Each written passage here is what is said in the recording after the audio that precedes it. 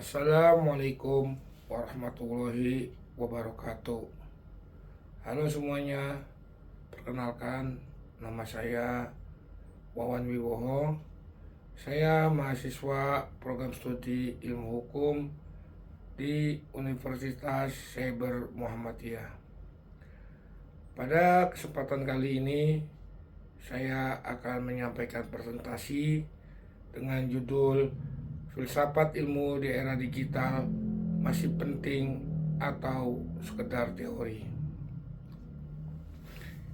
Kita hidup sekarang ini di era digital yang mana AI bisa menulis dan bisa memproses putusan data dalam hitungan detik. Dan sains berkembang sangat cepat. Di tengah kecepatan ini muncul pertanyaan, untuk apa kita masih belajar filsafat ilmu? Bukankah yang penting sekarang adalah hasil dan teknologinya saja?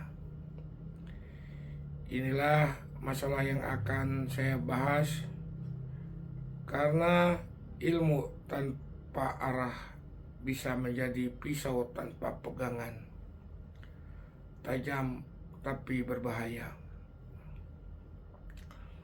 Tujuan presentasi saya ada 3. Pertama, menjelaskan dasar teori filsafat ilmu, yaitu ontologi, epistemologi, dan aksiologi. Kedua, yaitu menganalisis relevansinya di era digital dan AI khususnya dalam konteks hukum. Ketiga, menegaskan kembali mengapa filsafat ilmu bukan sekedar teori tapi kompas bagi ilmu pengetahuan. Mengapa sekarang ini penting? Karena hukum hari ini bersentuhan langsung dengan teknologi. Contohnya, hakim harus mengambil bukti ataupun menilai bukti digital. Algoritma AI dipakai untuk memprediksi risiko residivisnya, dan hoak yang tersebar masif. Kalau penegakan hukum hanya paham teknis tapi tidak paham nilai dan batasan ilmu, maka keadilan bisa dikorbankan. Disinilah filsafat ilmu berperan.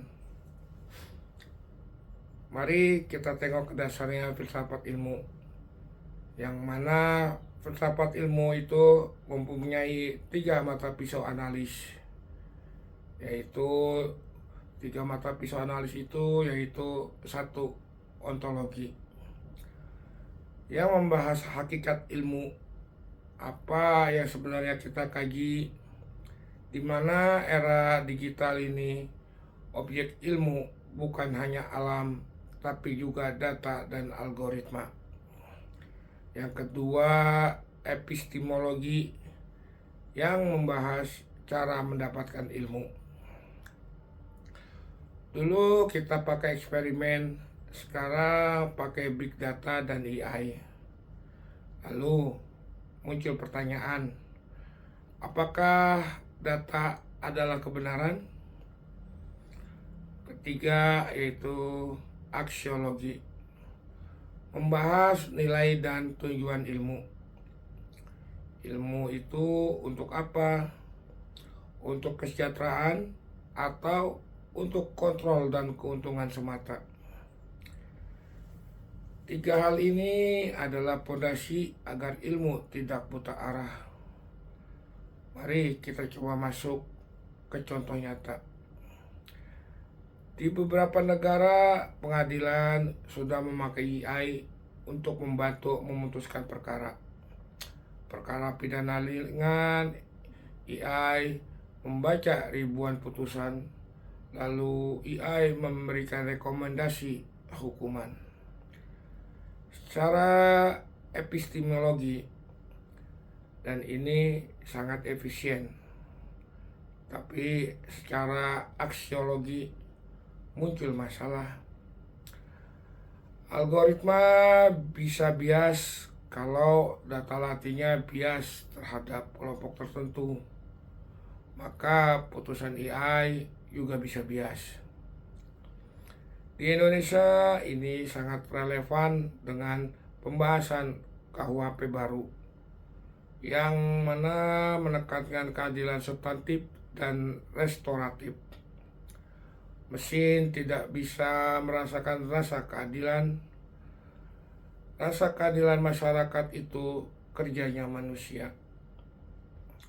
Lalu bagaimana pendapat para ahli?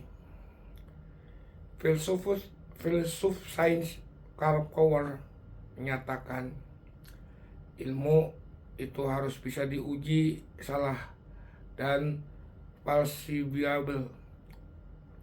Sedangkan AI sering jadi black box.